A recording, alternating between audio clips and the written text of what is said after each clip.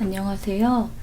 이번 주는 여러 가지 일이 있었는데 참 좋아했던 분이 세상을 떠났습니다.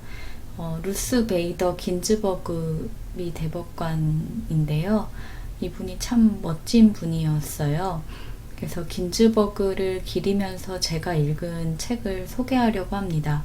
긴즈버그의 말, 마음산책 출판사에서 나왔는데요.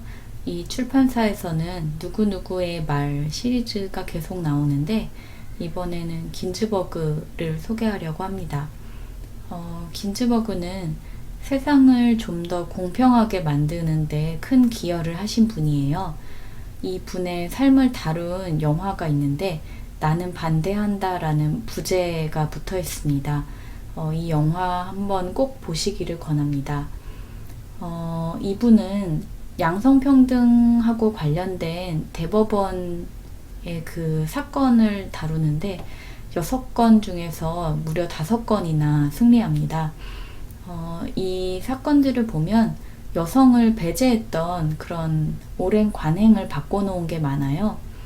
예를 들면은 150년 넘게 남자들만 들어갔던 버지니아 군사대학교에 여성 생도가 들어갈 수 있도록 바꿔놨습니다.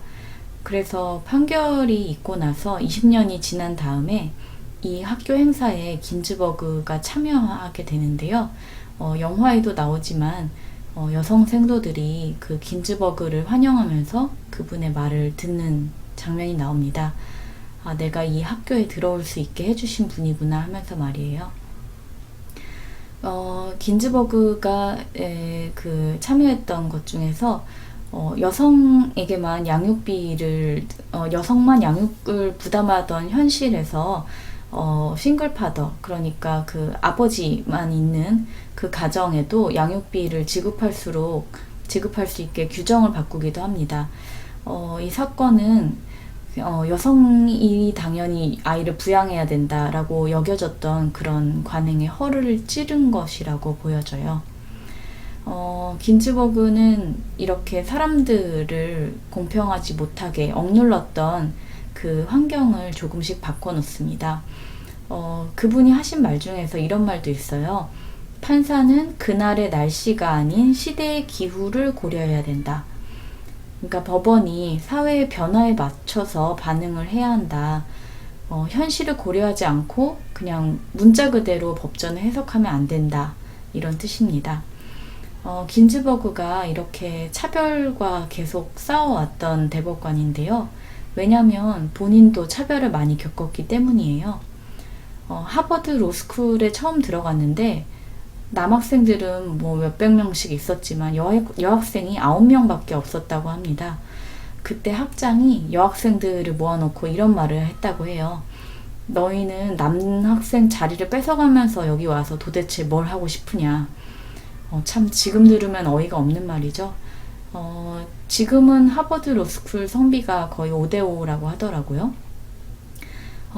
긴즈버그는 이렇게 그 차별에 대해서 처음부터 부당하다는 생각을 가졌고, 그래서 자신이 차별을 겪었기 때문에 다른 사람이 겪었던 차별에도 공감하기가 쉽다라고 말을 했습니다.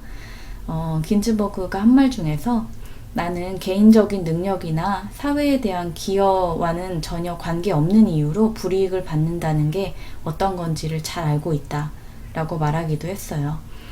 그리고 또 여성이라는 이유로 호의를 베풀어 달라는 게 아니다. 다만 내가 형제들에게 요구하는 것은 우리 목을 밟고 있는 그 발을 치우라는 것이다 라는 얘기도 했습니다. 긴즈버그가 남긴 또 유명한 말 중에는요, 대법관 9명 전체가 여성이라고 하면 다들 놀랄 텐데 남성이 9명인 대법관 그 체제에는 아무도 이상하다고 말하지 않는다. 그건 참 잘못된 거 아니냐라는 이야기도 했었습니다. 이 책에는 긴즈버그의 어머니가 긴즈버그에게 들려준 삶의 교훈 2가지가 나오는데요. 이게 굉장히 인상적이었어요. 첫째는 숙녀가 되어라. 둘째는 독립적인 사람이 되어라. 숙녀가 되어라 라는 말이 굉장히 멋있었는데요. 이게 분노와 같은 그렇게 에너지를 고갈시키는 감정에 굴복하지 말라라는 뜻이었대요. 그리고 독립적인 사람이 되라는 거는 뭐 내가 정말 꿈꿔오던 왕자님을 만나거나 말거나 여성 스스로가 자기를 잘 부양할 수 있어야 한다. 이런 충고였다고 합니다.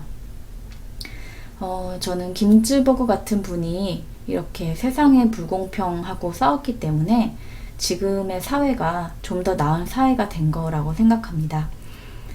이분은 암을 2번이나 겪으셨는데도 그 뒤로도 수십 년을 사셨거든요.